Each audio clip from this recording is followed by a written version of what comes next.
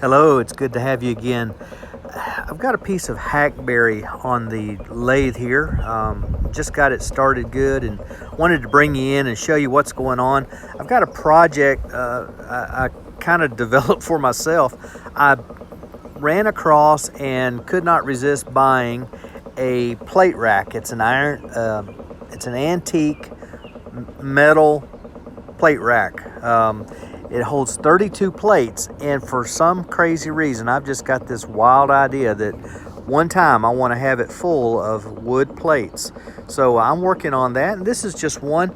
I came across this hackberry, and it's gorgeous wood. You'll see more of it here in a minute, but just wanted to share this with you.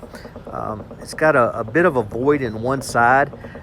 It's not super hard, but it's not super soft either. This is a hardwood tree that grows pretty wide. You just don't hear about it very often, and once it spalts, it's just simply beautiful wood.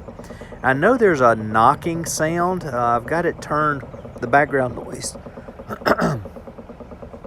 I'm sorry, I've got the background noise turned down, but that knocking noise, I do not know what's causing that, other than maybe one leg of the tripod is against the leg of the lathe, and so it's maybe picking something up because of that.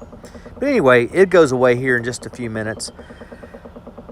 I've just I'm working on the foot here. I've turned the bottom. I've got my tenon sized, working on what will be the foot before I finish the outside of the plate.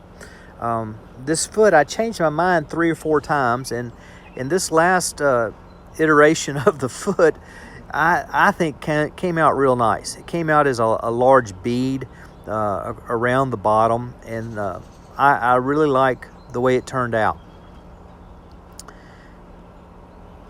Just taking some shaving cuts here, kind of a shear scrape, and you see the very fine shavings coming off, landing on my smock.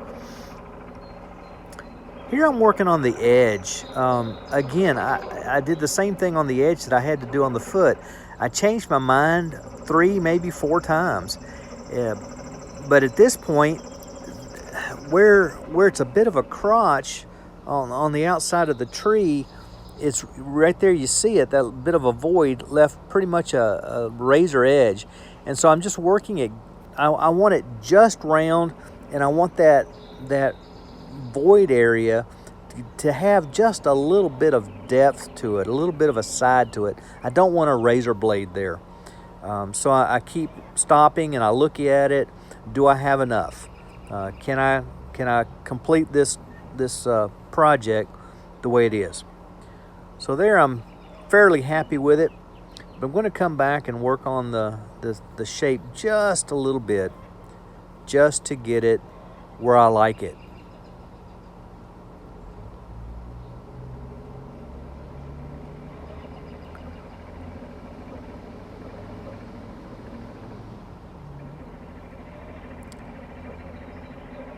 Did not like the curve that I had, and so I made a pretty strong correction there.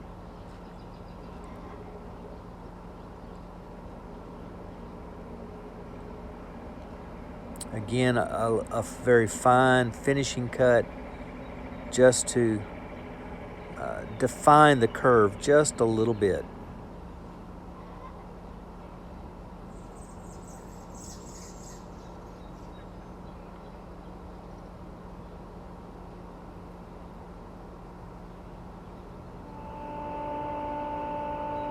A little bit of sanding before I go to the top.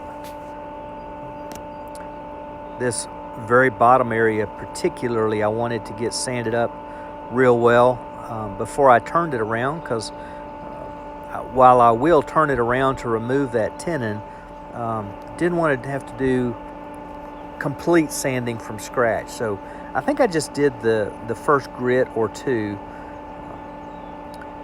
Decided I needed to refine that foot just a little more.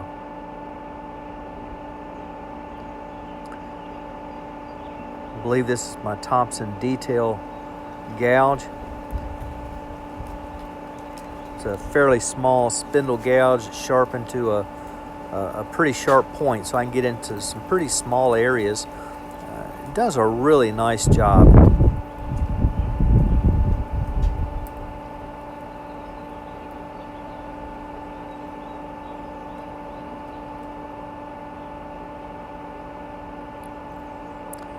Turning the speed down. I'm going to do some more sanding. This not so much on the base of the bulb or the plate, but on the foot and the side, even that very top edge. I don't want to leave a sharp edge on that top edge where I could possibly cut myself. So I've turned it around now. You can see the hole there where I had it on a worm screw, and that did a great job. Now I've got it on the tenon and just kind of flattening off the top. You can see on the outer edge of the rim where I've kind of defined where I want the top of the plate to be. And I'm just going to bring all this center part down to that before I start developing the plate itself. I've turned most of it out. I've brought out the Easy Wood finisher for a couple of reasons. One, I wanted a nice curve from that top edge down to the bottom, and the Easy Wood will do a very nice job of that. You can see I take it all the way to the center, working out a couple of lumps that I had in the sidewall particularly, and the transition. I wanted to thin the transition just a little bit. I had left it a little thick, and so that's what I'm doing. I'm feeling for any lumps and bumps, places I need to go back and take care of before I go on to the next step of the process.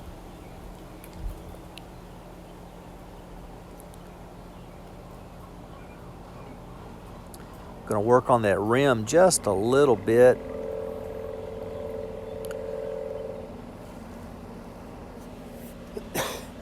Don't want anything special on the rim, just kind of a flat rim, slightly sloped into the plate. Don't want any rings left on here. You see a ring right there in the center, but I'm removing the wood on either side of that.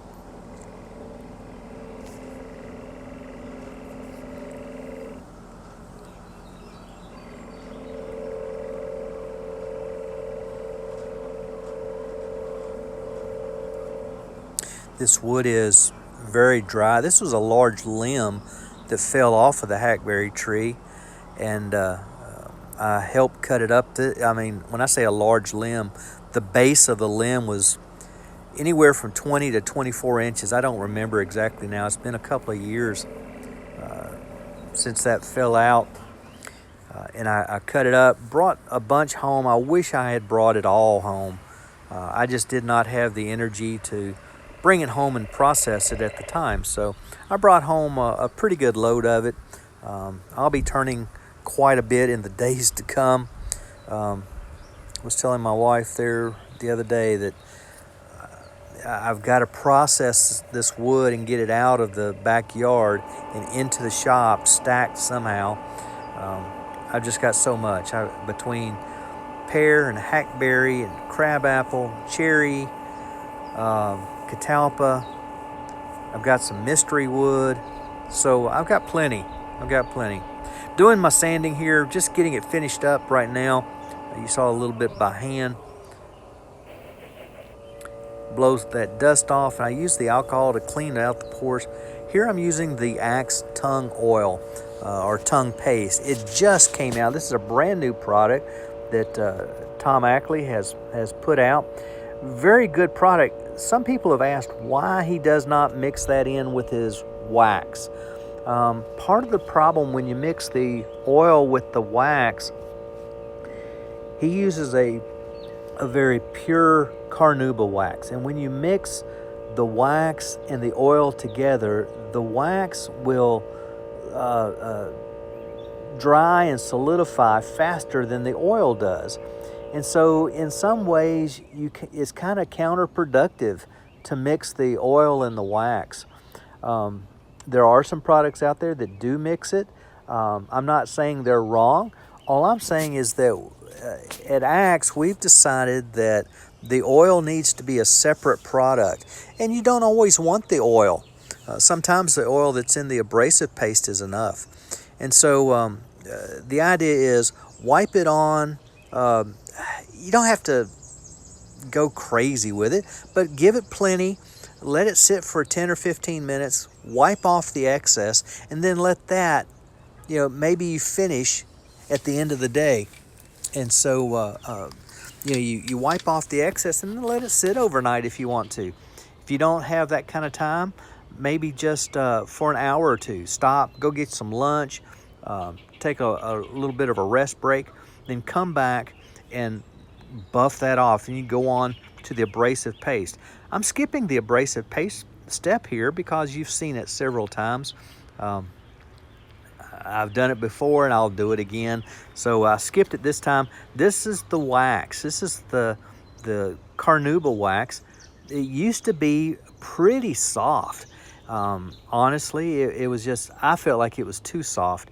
And about the time I was going to have some discussions, or try to have some discussions, Tom doubled the amount of carnauba. So this is a very stiff paste wax in the jar now. I'll work it up with the paper towel. You saw me work it pretty hard there, and then put it all over. Just smear it everywhere.